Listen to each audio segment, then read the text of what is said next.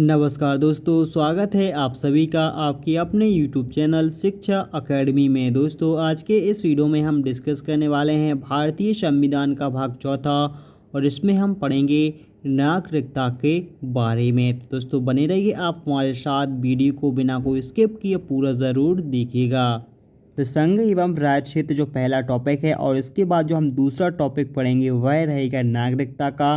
तो नागरिकता बिल्कुल भी मिस ना करेगा क्योंकि बहुत ही ज़्यादा इम्पोर्टेंट है लगभग सभी एग्ज़ामों के लिए। तो स्टार्ट करते हैं संघ एवं राज्य क्षेत्र से। दोस्तों, इसका जो वर्णन है यह आर्टिकल 1 से 4 में दिया गया है। ठीक है, संघ एवं राज्य क्षेत्रों का जो वर्णन है वह है अनुच्छेद 1 से लेके 4 के बीच में किया गया है। ठीक है, तो अनुच्छेद 1 में क्या वर्णन किया गया है? तो अनुच्छेद 1 में दिया है कि भारत राज्यों का संघ होगा और किसी भी राज्य को संघ से अलग होने का अधिकार नहीं होगा। ठीक है, यानी देश में जितने भी राज्य हैं वह सभी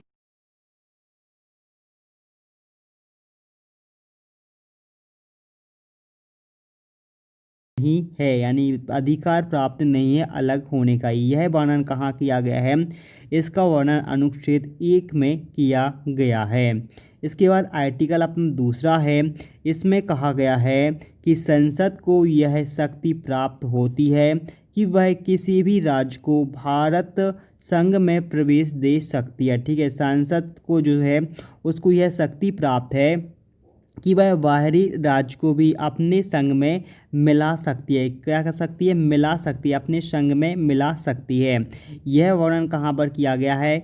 यह आर्टिकल 2 में कहा गया है। इसके बाद आर्टिकल 3 की बात करें तो इसमें कहा गया है कि संसद विधि द्वारा किसी राज्य का क्षेत्र बढ़ा सकती है या घटा सकती है तथा उसके नाम या सीमा में भी परिवर्तन कर सकती है। ठीक है, यानी कि संसद में जो प्रस्ताव होते हैं वह प्रस्ताव पारित करके किसी भी राज्य का जो क्षेत्रफल रहता है उसको घटा सकती है, बढ़ा सकती है, यानी कि जो सीमाएं हैं वह यहाँ से वहाँ भी कर सकती है या कहीं टेढ़ी मेढ़ी सीमा है तो उसको सीधी कर सकती है।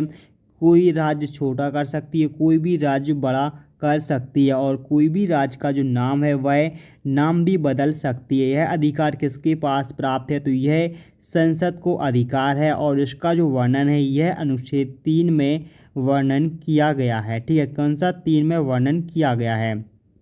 देखिए, राज्यों का पुनर्गठन भी किसके अंतर्गत आता है? इसी के अंतर्गत आता है और इसका वर्णन भी आर्टिकल 3 में किया गया है। इसमें केंद्र सरकार ने 29 दिसंबर 1953 को सैयद फजल अली की अध्यक्षता में एक राज्य पुनर्गठन आयोग का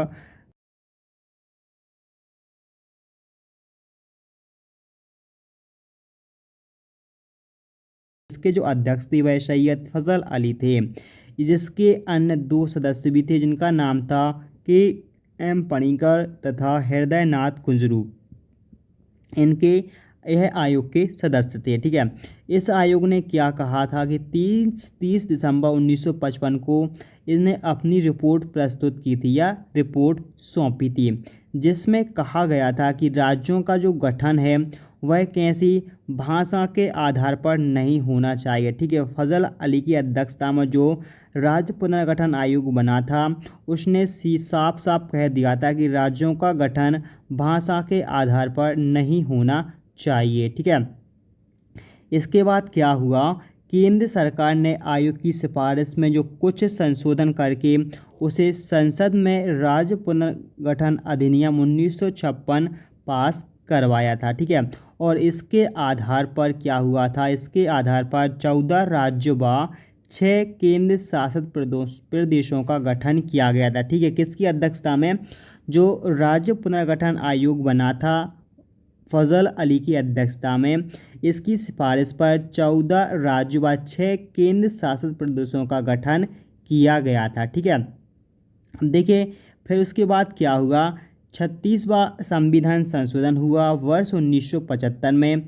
इसमें सिक्किम राज्य का गठन किया गया, सिक्किम राज्य का गठन किया गया।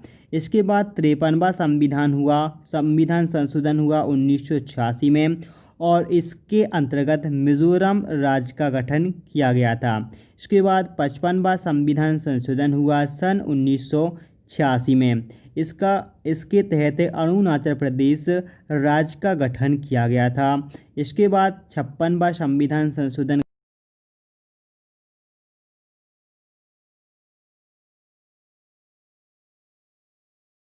से गोवा राज्य का गठन किया गया था।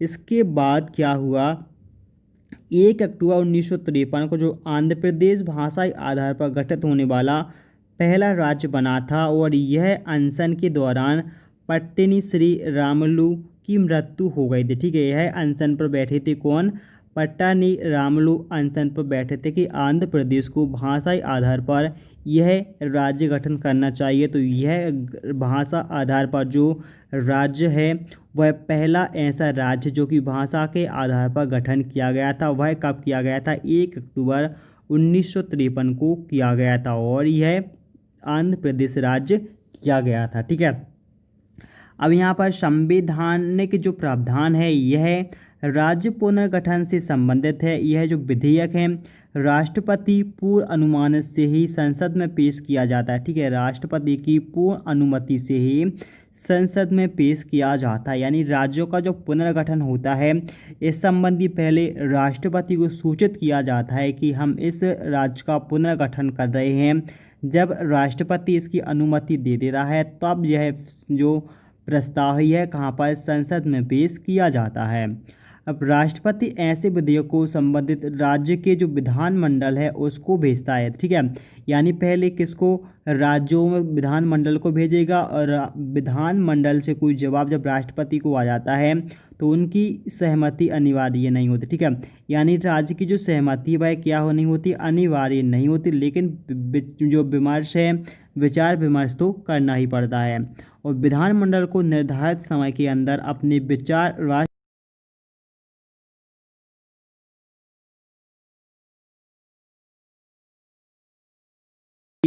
हम इस राज्य को संशोधन कर रहे हैं, तो आपको इसमें कुछ और जोड़ना है या घटाना है तो आप इसमें अपने विचार रख सकते हैं, लेकिन राष्ट्रपति उनके विचारों को मानने के लिए बाध्य नहीं होता है। ठीक है, इसके बाद दोस्तों सबसे प्रमुख यहाँ पर जो प्रश्न बार बार पूछा जाता है, यह पूछा जाता है कि भाषा आधार पर गठित होने वाला पहला राज्य कौन सा है। तो पहला राज्य कौन सा है, तो वह है आंध्र प्रदेश राज्य, जो कि भाषा के आधार पर गठन हुआ था।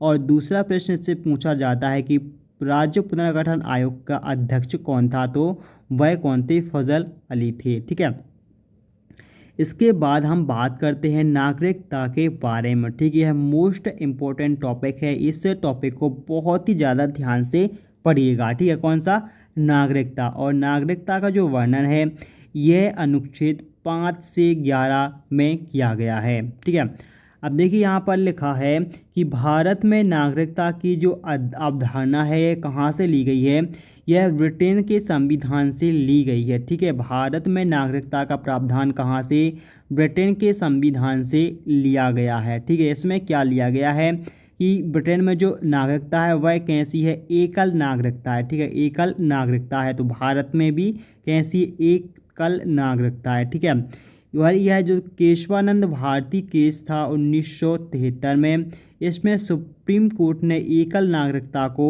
भारतीय संविधान की जो आधारभूत विशेषता है उसे माना था। ठीक है, क्या माना था, आधारभूत विशेषता मान लिया था। कब माना था, तो यह 1973 में माना था।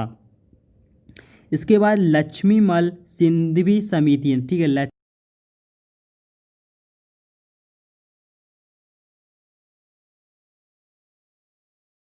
नागरिकता की जो सिफारिश है यह लक्ष्मीमल सिंघवी समिति ने की थी, और जिसे भारत सरकार की मंजूरी मिल गई थी। ठीक है, इसे भारत सरकार की मंजूरी मिल गई थी, जिसके तहत क्या हुआ था, एनआरआई जो रहते हैं यानी कि अप्रवासी भारतीय, उनको केवल आर्थिक छूट प्रदान की गई थी, राजनीतिक नहीं की गई थी। ठीक है, अब देखिए यहाँ पर नागरिकों के विशेषाधिकार यहाँ पर दिए गए हैं, तो उनके बारे में जान लेते हैं। ठीक है, तो नागरिकों के जो विशेषाधिकार हैं वह हैं कि जो मूल अधिकार हैं जैसे कि एक्ट 15, 16, 19, 22, 29 व 30 हैं, यह केवल भारतीयों को ही प्राप्त है। इनमें जो वर्णन अधिकार हैं वह केवल भारत के नागरिकों को ही प्राप्त होते हैं। संवैधानिक पद सिर्फ भारतीय नागरिकों को ही मिल सकते हैं। जो भी संवैधानिक पद हैं उनमें केवल कौन पदस्थ हो सकता है? भारत का नागरिक ही पदस्थ हो सकता है। आर्टिकल 84 के तहत संसद तथा आर्टिकल 191 के तहत विधायक जो है यानी कि एमएलए केवल भारतीय नागरिक ही बन सकते हैं। ठीक है, भारतीय नागरिक ही बन सकते हैं। यह कोई विदेशी नागरिक नहीं या फिर जो अप्रवासी रहता है वह नहीं बन सकता है। जो सबसे प्रमुख आईएमपी आर्टिकल है यह कौन सा है? यह है 326। इसके तहत है कि वोट देने का जो अधिकार है वह केवल भारत के मूल नागरिक को ही रहेगा, यानी कि वयस्क अधिकार रहेगा। भारत के मूल नागरिक को ही मत देने का अधिकार प्राप्त है। मतदाता की आयु कितनी है? तो 18 वर्ष रखी गई है।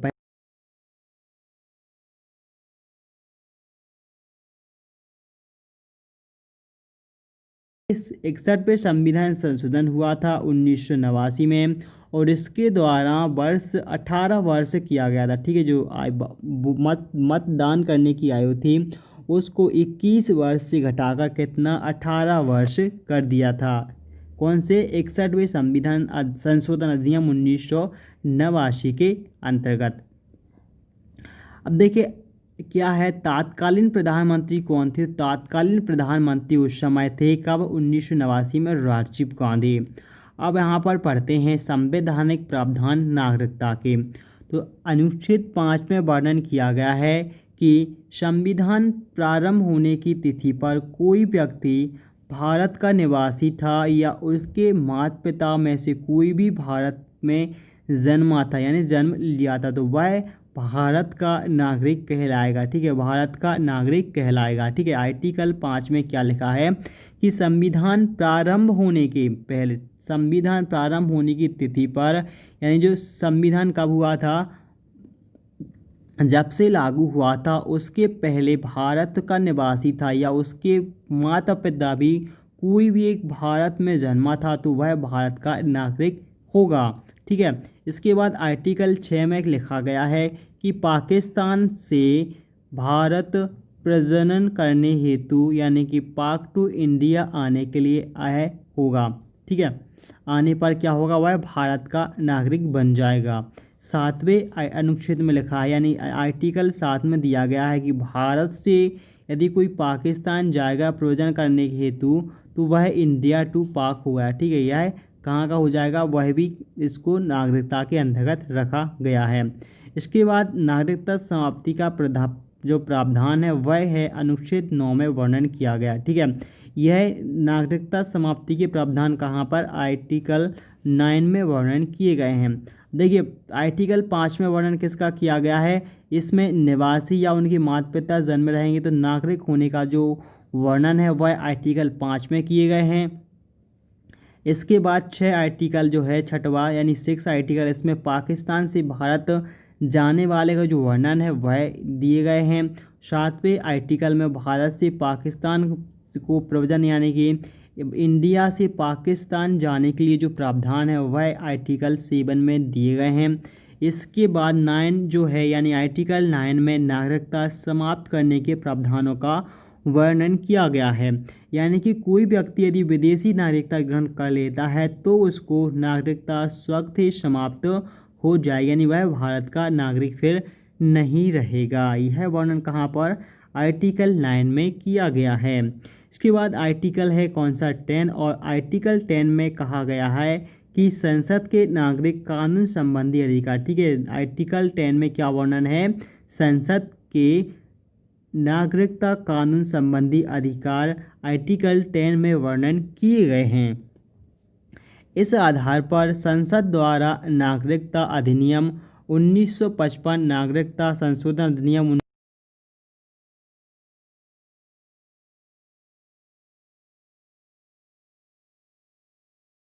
नागरिकता संविधान संशोधन 2005 और नागरिकता संविधान संशोधन 2016, नागरिकता संविधान संशोधन 2019 पारित किए गए हैं। यह इनका सभी का वर्णन आर्टिकल 10 में किया गया है। अब जानते हैं कि नागरिकता प्राप्ति करने के प्रावधान। ठीक है, यदि आपको भारत की नागरिकता या भारतीय कहलाएं तो आपको क्या प्रावधान इसमें दिए गए हैं। तो सबसे पहले जन्म से नागरिकता प्राप्त की जा सकती है। यदि जन्म लेने वाले व्यक्ति के माता पिता भारतीय हों तो वह भारत का नागरिक स्वतः ही मिल जाएगा, यानी स्वतः ही वह भारत का नागरिकता उसको प्राप्त हो जाएगी। इसके बाद अगली जो प्रावधान है वह क्या है, वंश क्रम के अनुसार। ठीक है, भारत के बाहर जन्म लेने वाले व्यक्ति के यदि माता पिता भारत देश के हों तो वह स्वयं ही भारत का नागरिक कहलाने लगेगा।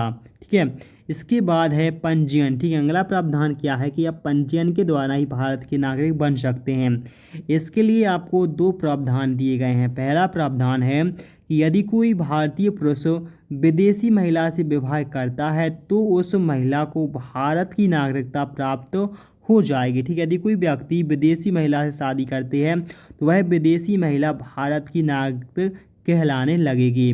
और दूसरा प्रावधान है, यदि कोई भारतीय महिला विदेशी पुरुष से विवाह कर ले तो उस पुरुष को भारत में कम से कम 5 वर्ष में रहने के बाद नागरिकता प्राप्त होगी। ठीक है, यदि कोई महिला विदेशी पुरुष से शादी करेगी तो उस पुरुष को भारत की नागरिकता प्राप्त करने के लिए भारत में कम से कम 5 वर्षों के लिए रहना पड़ेगा। ठीक है, और अगला प्रावधान है देशीकरण से।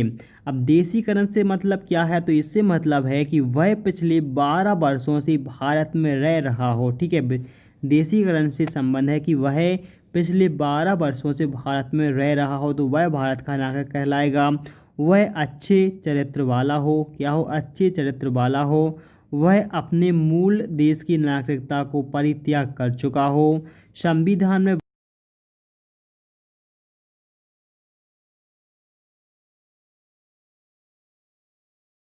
भारत के लिए नागरिकता पाना प्रतिबंध है। ठीक है, यह देशीकरण से इसी अंतर्गत वह नागरिकता प्राप्त कर सकता है। अब देखिए नागरिकता समाप्ति के प्रावधान क्या क्या हैं, इनके बारे में भी हम जान लेते हैं। तो सबसे पहला है कि यदि वह व्यक्ति स्वयं ही नागरिकता का परित्याग कर दे तो वह भारत का नागरिकता समाप्त हो जाए। यानी कि कोई व्यक्ति यदि भारत की नागरिकता को स्वयं ही छोड़ देता है और दूसरे देश की सदस्यता ले लेता है तो वह भारत का नागरिक स्वयं ही समाप्त हो जाता है।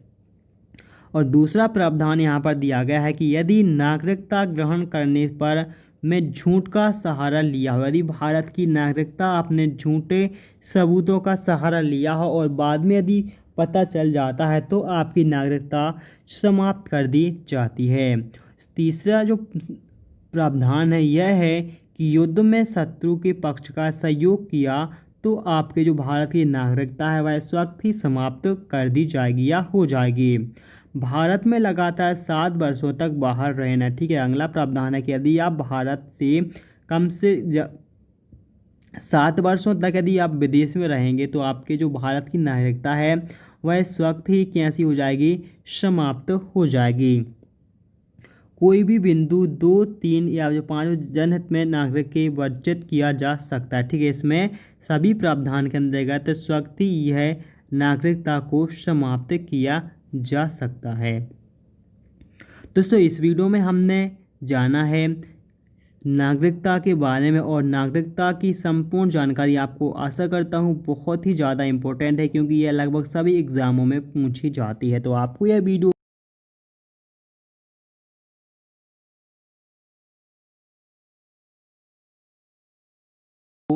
सब्सक्राइब करना ना भूलिएगा। तो चलिए दोस्तों मिलते हैं नेक्स्ट वीडियो में, तब तक के लिए दोस्तों बाय।